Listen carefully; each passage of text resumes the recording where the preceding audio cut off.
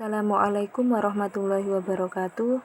Saya Iin Nurfadilah dari Akuntansi KS1 2018 STIE PGRI Dewantara Jombang. Di sini saya akan mempresentasikan tentang laporan tahunan perusahaan PT Ultra Jaya Milk Industri dan Trading Company terbuka mata kuliah manajemen strategik.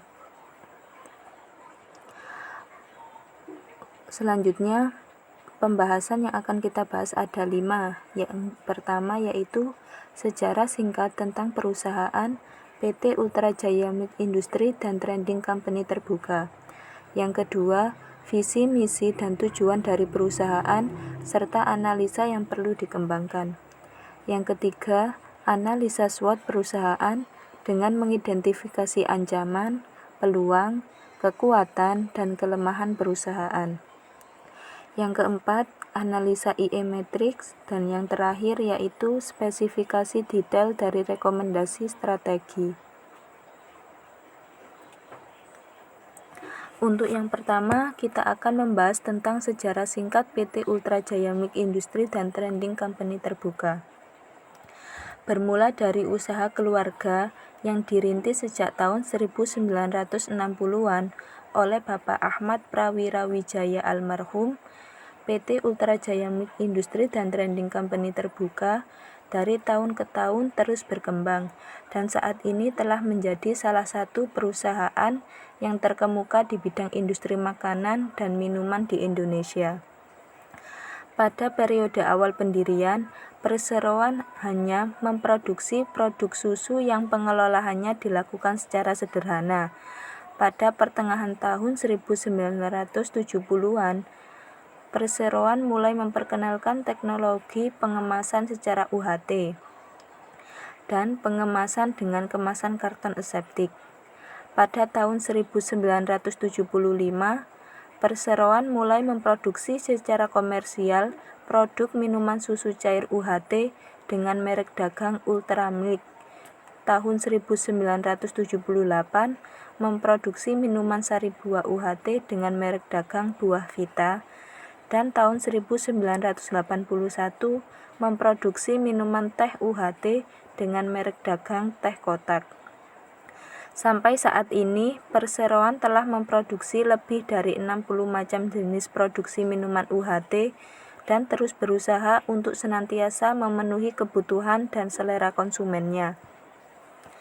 Pada tahun 1981, perseroan menandatangani perjanjian lisensi dengan Kraft General Food Ltd USA untuk memproduksi dan memasarkan produk-produk keju dengan merek dagang Kraft.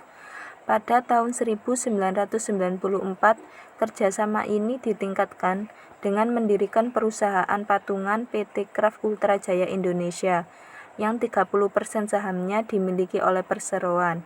Perseroan juga ditunjuk sebagai eksklusif distributor untuk memasarkan produk yang dihasilkan oleh PT Kraft Ultra Jaya Indonesia. Sejak tahun 2002, untuk bisa berkonsentrasi dalam memasarkan produk sendiri, perseroan tidak lagi bertindak sebagai distributor dari PT Kraft Ultra Jaya Indonesia. Pada bulan Juli 1990, perseroan melakukan penawaran perdana saham-sahamnya kepada masyarakat.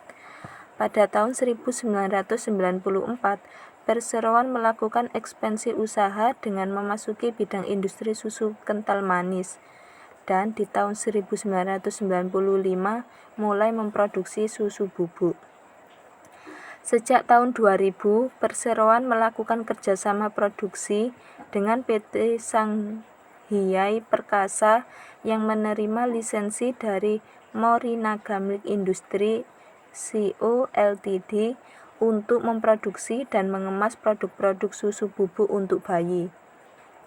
Tahun 2008, perseroan menjual merek dagang Buah Vita dan Gogo kepada PT Unilever Indonesia dan mengadakan perjanjian produksi dan mengemas minuman UHT dengan merek dagang Buah Vita dan Gogo.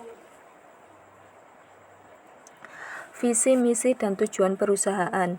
Perusahaan sendiri memiliki visi menjadi perusahaan industri makanan dan minuman terbaik dan terbesar di Indonesia dengan senantiasa mengutamakan kepuasan konsumen serta menjunjung tinggi kepercayaan para pemegang saham dan mitra kerja perusahaan.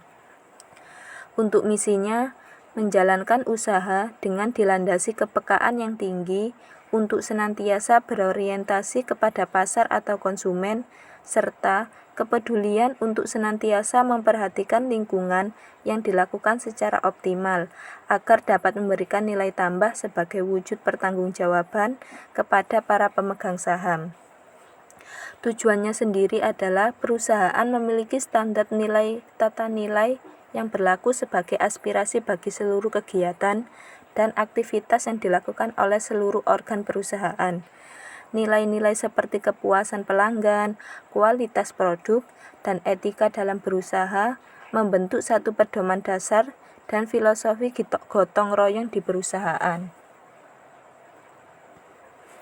Analisa tentang pernyataan visi dan misi perusahaan. Visi dan misi perusahaan yang dimiliki oleh PT Ultra Jaya sudah sangat bagus, di mana perusahaan ingin menjadikan PT Ultra Jaya sebagai perusahaan makanan dan minuman terbesar yang ada di Indonesia.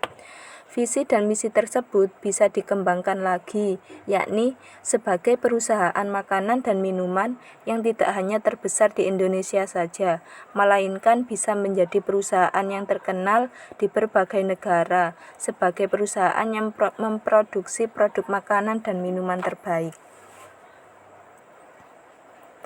Untuk analisa SWOT terdiri dari 4. Yang pertama yaitu kekuatan, yang kedua kelemahan, yang ketiga peluang, dan yang terakhir adalah ancaman. Untuk kekuatan sendiri, PT Ultra Jaya memiliki yang pertama yaitu memiliki pengalaman produksi puluhan tahun, yang kedua memiliki jaringan pemasaran, yang ketiga selalu mampu mengikuti kebutuhan pasar, yang terakhir yaitu banyaknya promosi melalui iklan di media televisi. Untuk kelemahannya sendiri, yang pertama, pasokan listrik dari PLN sering mengalami gangguan.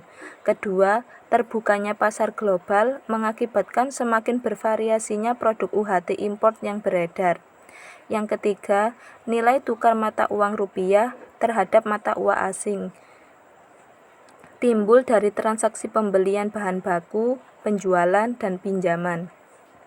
Untuk peluang sendiri, yang pertama yaitu meningkatnya konsumen UHT, yang kedua berdirinya swalayan yang mudah dijangkau oleh masyarakat. Untuk yang terakhir yaitu ancaman, yang pertama perusahaan pesaing mampu menghasilkan produk UHT lebih murah, yang kedua terbukanya pasar global mengakibatkan semakin bervariasinya produk UHT import yang beredar. Untuk selanjutnya yaitu skor tentang IFE, di mana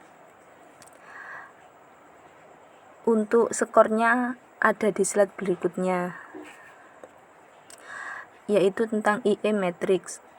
Tentang kekuatannya sendiri yaitu 1. Memiliki pengalaman produksi puluhan tahun. Di sini ada bobot 0,15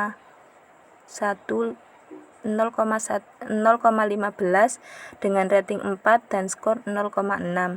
Yang kedua, memiliki jaringan pemasaran dengan bobot 0,20 dengan rating 3 dan dengan skor 0,6. Untuk yang ketiga, selalu mampu mengikuti kebutuhan pasar dengan bobot 0,20 dengan rating 3 dan skor 0,6. Yang keempat, banyaknya promosi melalui iklan di televisi dengan bobot 0,15 dengan rating 4 dan skor 0,6. Untuk kelemahannya sendiri, yang pertama, pasokan listrik dari PLN sering mengalami gangguan dengan bobot 0,05 dengan rating 1 dengan skor 0,06.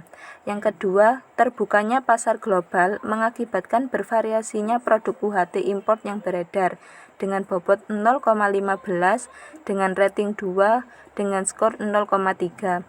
Untuk yang ketiga, nilai tukar mata uang rupiah terhadap mata uang asing timbul dari transaksi pembelian bahan baku, penjualan dan pinjaman dengan bobot 0,10, dengan rating 2, dan dengan skor 0,2. Dengan ini totalnya menjadi untuk bobot 1,00, untuk skornya 2,35. Untuk selanjutnya yaitu spesifikasi detail dari rekomendasi strategi. Di sini ada 5 kolom, yakni rekomendasi strategi jangka panjang, implementasi strategi tahunan, departemen yang terlibat, biaya yang diperlukan, dan target waktu capaian. Untuk yang pertama, rekomendasi strategi jangka panjang adalah strategi pengembangan produk. Pembuatan produk-produk UHT sudah memiliki banyak rasa, perlu ditambah dengan rasa yang lebih kekinian yang disukai oleh konsumen, seperti rasa green tea yang saat ini lagi disukai oleh para konsumen. Departemen yang terlibat adalah departemen produksi, dengan biaya yang diperlukan sekitar 682,6 miliar dengan target waktu capaian 2-3 tahun. Yang kedua, strategi perluasan pasar. Perseroan yang memiliki citra baik di Indonesia sebagai perusahaan makanan dan minuman terbaik perlu melakukan perluasan pemasaran pada produk ke luar negeri. Departemen yang terlibat, Departemen Pemasaran. Biaya yang diperlukan sekitar 4,65 triliun, target waktu capaian sekitar 3-5 tahun. Terima kasih atas perhatiannya, kurang lebihnya mohon maaf. Wassalamualaikum warahmatullahi wabarakatuh.